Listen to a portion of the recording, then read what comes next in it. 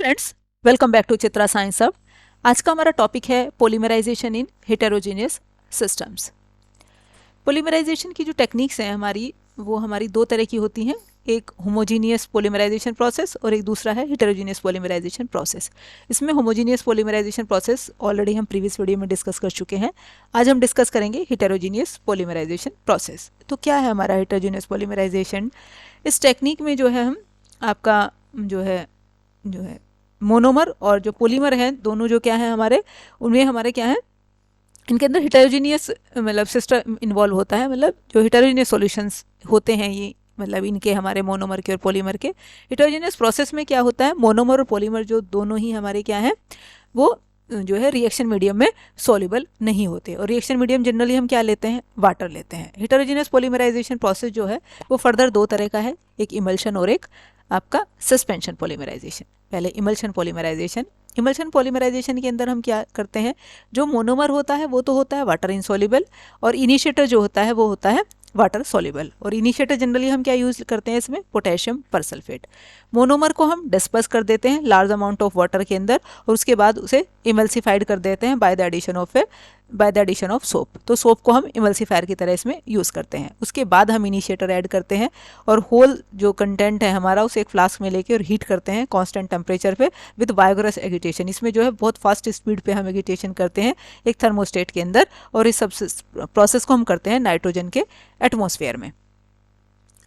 फिर क्या करते हैं, 4-6 घंटे हीट करने के बाद जो प्योर पॉलीमर को हम आइसोलेट करते हैं। कैसे आइसोलेट करते हैं, जो उसके अंदर डीइमल्सिफायर डाल के। और डीइमल्सिफायर हम क्या यूज़ करते हैं, 3% एल्यूमिनियम ट्राइसल्फेट जो है वो डीइमल्सिफायर की तरह हम इसमें ऐड करते हैं। तो इसमें हम बेसिकली ओवरऑल प्रोसेस क्या है, मोनोमर के अंदर इनिशिएटर डालते हैं, इनिशिएटर और सरफेक्टेंट जो हमने इमल्सिफायर डाला, तो ये हमने इमल्सिफायर डाला। उसके बाद जो है उसे आइसोलेट हम कैसे करते हैं, डीइमल्सिफायर डाल के हम उसे आइसोलेट कर लेते हैं। अब इससे जो हमारे जो पॉलीमर बनते हैं कौन कौन से बनते हैं, एक्सपेंडेबल पॉलीस्टायरीन के बीड्स इससे बनते हैं। और ये पॉलीस्टायरीन के बीड से हम क्या बनाते हैं, पॉलीस्टायरीन फॉर्म्स बनाने के काम में आती हैं। दूसरा, स्टायरीन डाइविनाइल बेंजीन भी हमारी इसी मेथड से बनती है। अब इस मेथड के क्या एडवांटेजेस हैं, एक तो जो पॉलीमराइजेशन का जो रेट है वो बहुत हाई होता है, हीट इजीली कंट्रोल कर सकते हैं और हाई मॉलिक्यूलर वेट के पॉलीमर इससे बनते हैं। अब तक जो हमारे प्रोसेस हम होमोजीनियस सिस्टम में पढ़ रहे थे तो उससे क्या है, लो मॉलिक्यूलर वेट पॉलीमर बन रहे थे, अब हमारे इससे हाई मॉलिक्यूलर वेट पॉलीमर बनते हैं।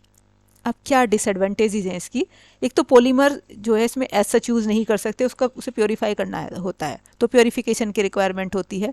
एक जो इमल्सिफायर और डीमल्सिफायर हम इसके अंदर डाल रहे हैं उसके यदि कुछ ट्रेसेस उसके अंदर इंट्रैप रह जाते हैं तो उन्हें रिमूव करना बहुत डिफिकल्ट होता है। तीसरा क्या है, इसके अंदर रैपिड एगिटेशन की ज़रूरत है, बहुत वाइगरस एगिटेशन करते हैं तो बहुत ज़्यादा जो है वाइगरस एगिटेशन की रिक्वायरमेंट होती है। तो ये 3 इसके हमारे डिसएडवांटेजेस हैं।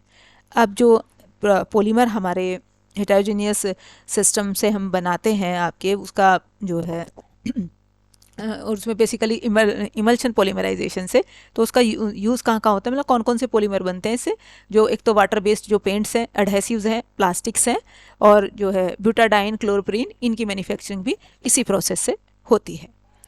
अब दूसरा मेथड है सस्पेंशन पॉलीमराइजेशन। जो हमारी बल्क पॉलीमराइजेशन में जो enormous amount of heat release होती थी उसे कंट्रोल करने के लिए हमारे सस्पेंशन पॉलीमराइजेशन को इन्वेंट किया गया। तो सस्पेंशन पॉलीमराइजेशन कहाँ यूज़ होता है, वाटर इनसॉल्युबल मोनोमर के लिए। This polymerization reaction is carried out in heterogeneous system, ये भी हमारे हेटेरोजेनियस सिस्टम में ही होता है, हमारा इमल्शन पॉलीमराइजेशन की तरह ही।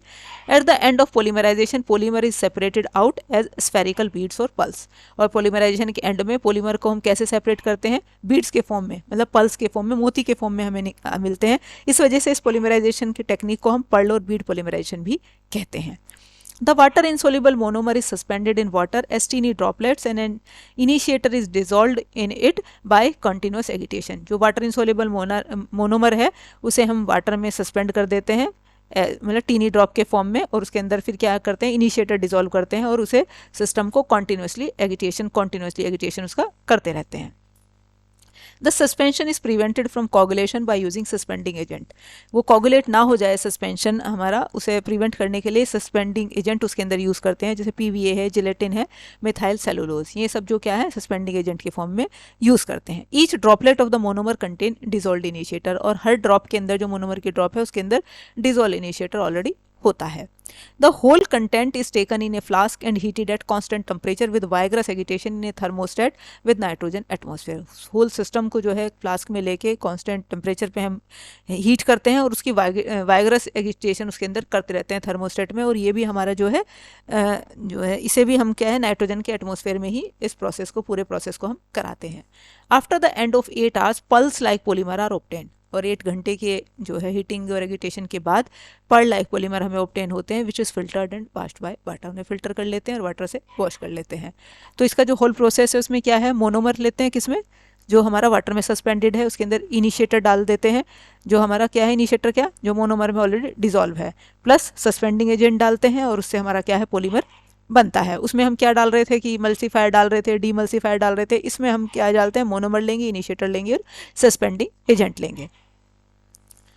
अब क्या एडवांटेजेस हैं इसकी, since water is used as solvent this method is more economical, क्योंकि सोलवेंट हमारा कोई महंगा नहीं है, वाटर यूज़ कर रहे हैं इसलिए इकोनॉमिकल है ये मेथड हमारा। दूसरा, प्रोडक्ट ऑब्टेन्ड इज हाईली जो है आपकी फ्री फ्रॉम कंटामिनेंट्स, मतलब जो है इसमें जो प्रोडक्ट हमें मिलती है वो, ये आपका सेंटेंस जो है इनकम्प्लीट रह गया है आपका, जो प्रोडक्ट ऑब्टेंड होते हैं इससे वो highly free from contaminant easily होते हैं। Isolation of product is very easy, और प्रोडक्ट को हम इजीली आइसोलेट कर सकते हैं। एफिशिएंट हीट कंट्रोल भी हम इसके अंदर क्या है ईजिली कर पाते हैं।